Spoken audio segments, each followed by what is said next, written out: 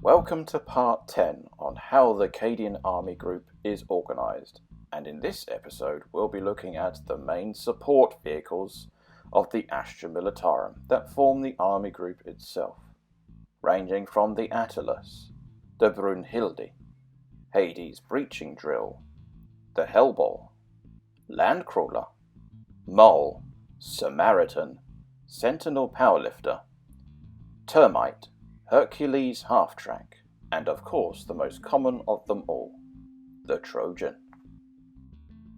Since the last episode, and previous episodes from the past, I have now divided all the videos into chapters. So for example, if you wanted to look at a specific unit, they are in segments, making it a lot easier for you to navigate and explore the narrative behind that particular unit. Furthermore, if you want to watch the entire video, then I'll be incredibly grateful for your viewing time of this narrative series. Before we begin, remember, if you've enjoyed this content, please consider to hit that like button, as well as subscribe to my YouTube channel and hit the bell button so you won't miss another video. And also do check out my social media pages for the latest updates. You can also grab my exclusive JB Wargamer 87 objective markers for your games of Warhammer 40K by simply heading over to the Etsy store. And also you can head over to goblingaming.co.uk, which are my new sponsors on the YouTube channel.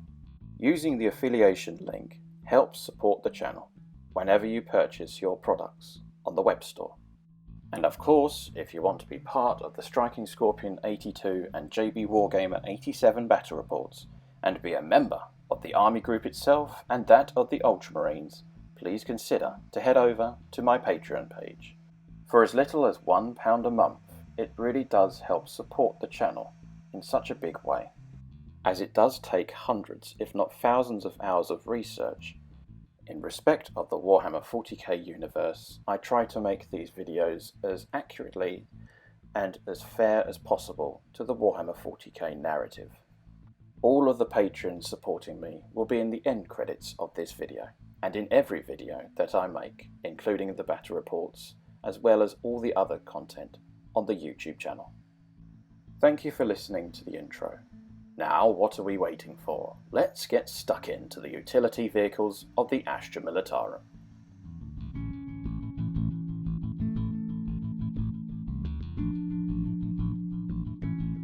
The Trojan. The Trojan support vehicle is an Imperial Guard logistical support vehicle based on the Chimera chassis. Built on hundreds of worlds throughout the Imperium, the Trojan is primarily a towing tractor and supply vehicle, not meant for battlefield deployment.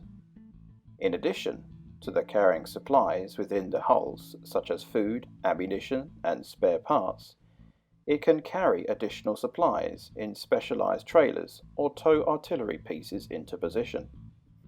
It has earned many affectionate nicknames from the guardsmen. It serves much as the mule, the dray, the dragonwagon, and mudhog.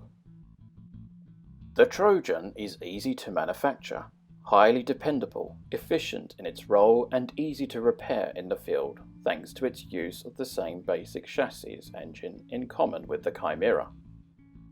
Unlike the Chimera, the Trojan lacks heavy frontal armor, along with other combat-focused features, such as medipacks and targeters, with the extra space given over the room for supplies and a heavy lift crane. The crane is strong enough to lift heavy objects from within the Trojan's hold and tow a range of supply trailers, of which the three main types are a large fuel tanker, and armoured ammunition trailer, and a general supply trailer. It is also capable of towing large equipment, such as weapons platforms, although it lacks the power to tow other armoured vehicles, so it can't be used as a recovery vehicle, a task best left to the Atlas. Although not meant for battlefield deployment, there have been occasions when Trojans have been converted into combat vehicles, normally out of desperation. Some examples of these field rifts include attaching autocannons to provide anti-air defense, bolting on extra armor plates to create an armor carrier, adding communications equipment, to make specialist comms vehicles, and turning it into an engineering vehicle with minesweepers or a light bridge layer. Though it is not permitted by the Adeptus Mechanicus, the commanders often dare to modify the Trojan for field needs than to fail in the eyes of their superiors or commissars. Trojans are never as successful as the authentic counterparts, but they often do the job when the alternatives are unavailable. However, these amphibious vehicles are equipped with a measure of self-defense for delivering supplies and artillery in the heat of battle. This comes in the form of a hull-mounted heavy bolter, in which some models is replaced with a heavy flamer. Other modifications include a searchlight and smoke launchers, a pintle-mounted heavy stubber or storm bolter, camo netting, dozer blade, extra armour, and even a hunter-killer missile. There are many variants of the Trojan design used in the battlefront. These can be used as communication vehicles, ambulances, mobile kitchens and engineering vehicles, such as the minesweepers and bridge layers.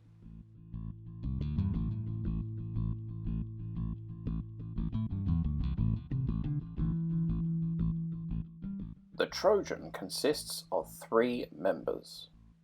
Number 1 being the commander, number 2 being the driver, and number 3 being the operator. The Trojan has several types of trailers it tows behind it. These trailers are produced at the Forge World of Thetan. The standardized trailer. Trailers for carrying infantry. A trailer for carrying supplies. A trailer for carrying fuel. And a trailer for carrying the power generator. Not only does the Trojan carry logistics equipment and that of the infantry, it can also carry artillery pieces as well onto the battlefield. Thetan pattern artillery trailer uses 4 small motorized tractors to tow the artillery pieces. The Thetan pattern uses 4 large flat legs to keep the weapon stabilized during firing. However, when towed, and during transport, for small motorized track vehicles are attached to the ends of the legs in order to help with the transport of the weapon over difficult terrain. It can transport an Earthshaker cannon platform, a Hydra flak cannon platform, and a Manticore missile launcher platform. The narrative behind the Earthshaker cannon, the Hydra flak cannon, and that of the Manticore missile launcher will be explained in another future episode. The insignia for this particular unit is as follows. Starting from highest to lowest, the highest non-commissioned officer is that of Sergeant First Class, also known as Technician Grade 1, and the rest of the tank crew are that of Specialist Guardsman, also known as Technician Grade 6. Lower in rank is that of a Staff Sergeant, also known as Technician Grade 2, and the rest of the crew members are that of Specialist Guardsmen at Technician Grade 6. And then the next lowest rank is that of a Sergeant, and that is also known as Technician Grade 3, whereas the rest of the tank crew are that of Technicians Grade 6. The next lowest rank is that of a Corporal, also known as Technician Grade 4, and the rest of the tank crew are that of Grade 6 Technicians. Finally, the lowest rank obtainable for the Trojan is that of a Lance Corporal, also known as Technician Grade 5, and the rest of the tank crew are that of Technician Grade 6, also known as Specialist Guardsmen.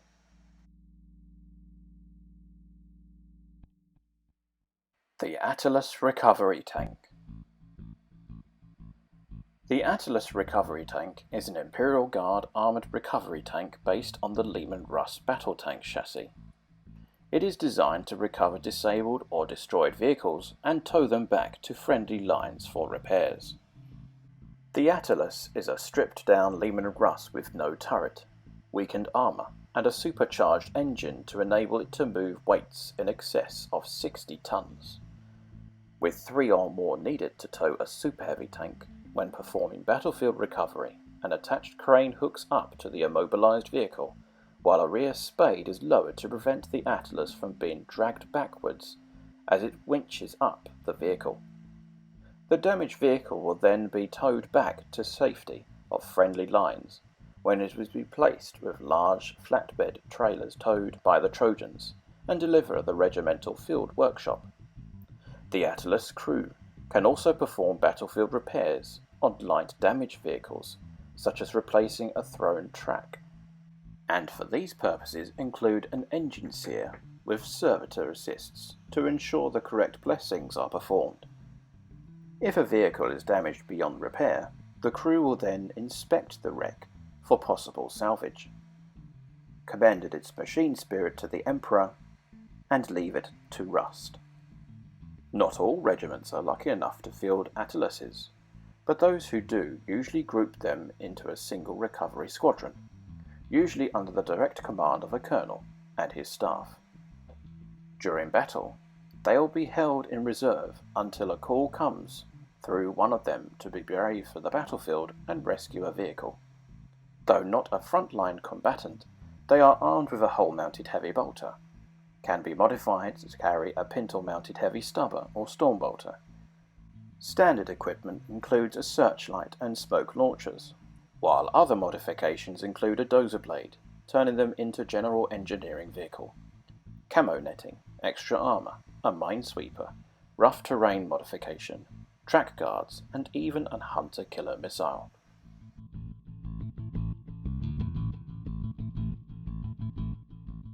The Atlas tank consists of 3 crew members, number 1 being the commander, number 2 being the driver, and number 3 being the crane operator. The following is the insignia for this particular unit, starting with the highest rank. The highest rank obtainable for an Atlas recovery tank is that of Sergeant First Class, also known as Technician Grade 1. And the rest of the tank crew are that of Specialist Guardsmen, also known as Technicians Grade 6. Lower ranking in the chain of command is that of a Staff Sergeant, also known as Technician Grade 2, whereas the rest of the tank crew are that of Specialist Guardsmen and that of Technician Grade 6. The next lowest rank is that of a Sergeant, also known as Technician Grade 3. And the rest of the tank crew are that of Specialist Guardsmen at Technician Grade 6. The next lowest rank is that of a Corporal, also known as Technician Grade 4, whereas the rest of the tank crew are that of Specialist Guardsmen at Technician Grade 6. And finally, the lowest rank obtainable to command of this particular vehicle is that of a Technician Grade 5, also known as Lance Corporal, whereas the rest of the tank crew are that of Technicians Grade 6, also known as Specialist Guardsmen.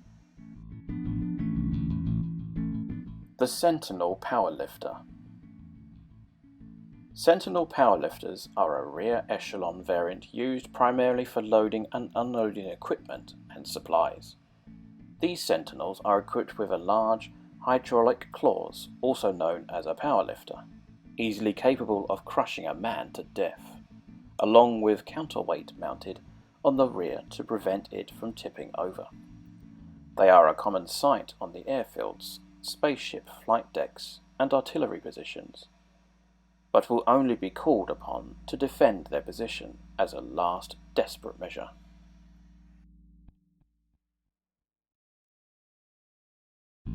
The Sentinel Powerlifter crew consists of literally only 1 crew member, the driver. The insignia for this particular unit is as follows, starting from highest to lowest. The highest rank obtainable for a Sentinel Powerlifter crew member is that of Sergeant First Class, also known as Technician Grade 1. The next lowest rank is that of a Staff Sergeant, also known as Technician Grade 2. The next lowest rank is that of a Sergeant, also known as a Technician Grade 3. The next lowest rank is that of a Corporal, also known as a Technician Grade 4. And finally, the lowest rank obtainable for the Sentinel Powerlifter is that of a Lance Corporal, also known as a Technician Grade 5.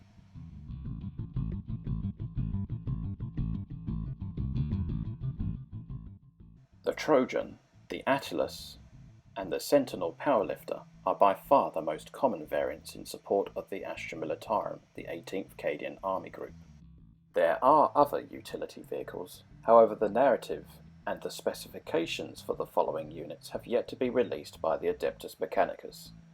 This also includes the unit's insignia, as well as how they are distributed amongst the army group itself.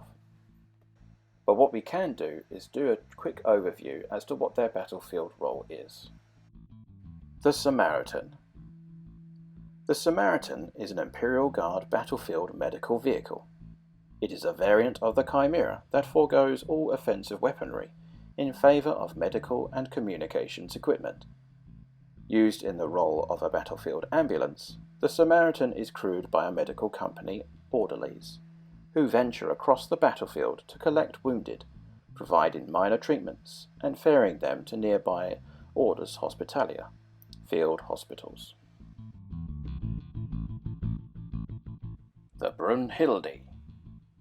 The Bruennhilde is an artillery tow vehicle used by units of the Imperial Guard, mostly poorly equipped formations such as siege regiments, a variant of the ubiquitous landcrawler. The Bruennhilde predates the Krieg Civil War and was used as a light armoured transporter by the PDF units of the Krieg for several millennia. Although it is armed with a single heavy stubber, the Bruennhilde is not a front-line combat vehicle, though it can be pressed into that role as needed. As the army group is so massive, we do not know the exact number of how many of the Bruennhildes are distributed in amongst the army group. The Termite. The Termite is an Imperial Guard squat tunnelling transport vehicle. The Termite was originally developed on Terra for rooting out burrowing Xenos during the Great Crusade. Launched from a mobile surface transporter, the Termite is used to transport troops through the earth safely hidden from incoming enemy fire. In addition to providing greater protection for the passengers, the Termite's tunnelling ability, which operates via an array of melter cutters and phase shield generators, means they are often used for launching surprise attacks, appearing behind enemy lines and causing chaos amongst their unsuspecting foes. The entire first company of the Imperial Fists were deployed in this fashion on Abful B, assaulting the traitor's stronghold directly and playing a decisive part in bringing the planet under Imperial control. The Mole. The Mole is a burrowing vehicle used by the Adeptus Mechanicus and Imperial Guard. Larger than the Termite, but smaller than the Hellbore, it uses a phase field generator to burrow and drill filled with troops into the ground, allowing them to surface behind or on the flanks of enemy fortifications and positions. The Hellbore. The Hellbore is a burrowing vehicle used by the Adeptus Mechanicus and Imperial Guard. Larger than both the Termite and Mole, it uses a phase field generator to burrow and drill filled with troops into the ground, allowing them to surface behind on the flanks of enemy fortifications and positions. The Landcrawler. The Landcrawler is an Imperial agricultural vehicle, one of several STC designs rediscovered by the Archaian Land, along with the Land Raider and the Land Speeder. Untold billions of Landcrawlers are in the service of the Argari worlds across the Imperium, thanks to their ease of maintenance and forgiving driving characteristics, with more than one historian believing it to be the most important find by Archaian Land.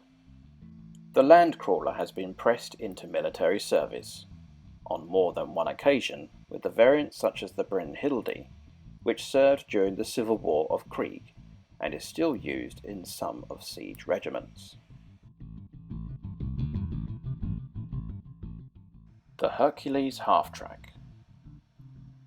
The Hercules Halftrack is a vehicle used by the Astra Militarum for logistics and support functions. There is one unit that we do know a little more about, and that is the Hades Breaching Drill. The Hades Breaching Drill is a specialised vehicle utilised by the Imperial Guard engineers, including Death Corps of Krieg engineers. The vehicle's primary mission is to either tunnel below the enemy positions or breach fortifications. Its powerful cutting head is equipped with a melter cutter for blasting rocks into liquid slag, and also has 4 large diamantine-tipped power cutters to quickly smash and pound rock into rubble, which is then excavated via a conveyor belt through the chassis. Typically, the engineers will have spent weeks or months digging a sap tunnel into position ahead of a carefully planned attack, and after being secretly moved into place, the Hades is then used to quickly smash through the last few yards of rock to their target. Engineer squads emerge from the tunnel in its wake, assaulting the enemy position in a surprise assault. Although slow and cumbersome, once on the surface, the Hades drill can still be an improvised weapon and is capable of cutting through just about any material. These include bunkers, defensive buildings, walls, vehicles, or even troops. However, the Hades is not really a battlefield weapon, but a piece of engineering equipment. In the past, it has been pressed into service on the surface of which attacking heavily fortified positions or fortress walls, but high rates of loss means it is a weapon of last resort and considered a poor replacement for the dedicated siege platforms such as a Lehman Russ demolishers. The Hades differs greatly from other specialised subterranean transport vehicles like the Adeptus Mechanicus Termite, Mole and Hellbore, which uses a phase-field generator to dig under the earth rather than the Hades brute force method. This particular unit consists of a unique formation that is within the 18th Cadian Army Group. The Cadian Hades Breacher Platoon consists of some of the toughest Cadians in the Army Group. This formation is organised exactly the same as the Cadian Veteran Platoon. For more information with regards to how the Cadian Veteran Platoon is organised, which is exactly the same as this formation shown, do check out part 6 of the narrative video series with regards to more detail and information about this particular formation. The following is a quick overview of all the enlisted ranks and non-commissioned officer ranks in this particular video, starting with lowest to highest. Specialist Guardsman, aka Technician Grade 6. Seasoned Guardsman, Technician Grade 5, also known as a Lance Corporal. Senior Guardsman, aka Technician Grade 4, also known as a Corporal. Sergeant, also known as a Technician Grade 3. Staff Sergeant, also known as a Technician Grade 2. And finally, Sergeant First Class, also known as Technician Grade 1.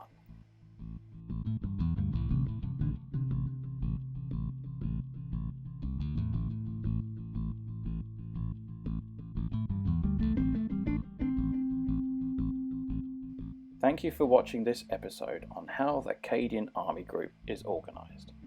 In the next episode, we'll be exploring the static artillery units that form the basis of the core of the artillery, ranging from the Earthshaker, the Manticore platform, and of course the Hydra platform, and many other units.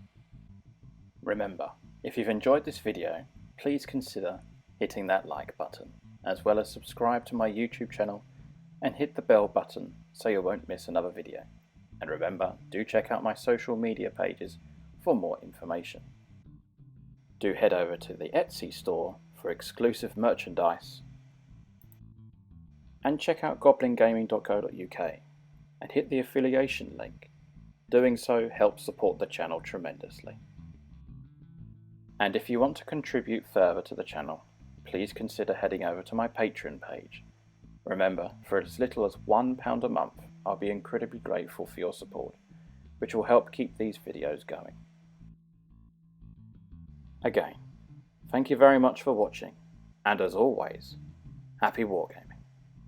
For honour, and for glory, and for Cadia, and for the Emperor, Cadia will stand.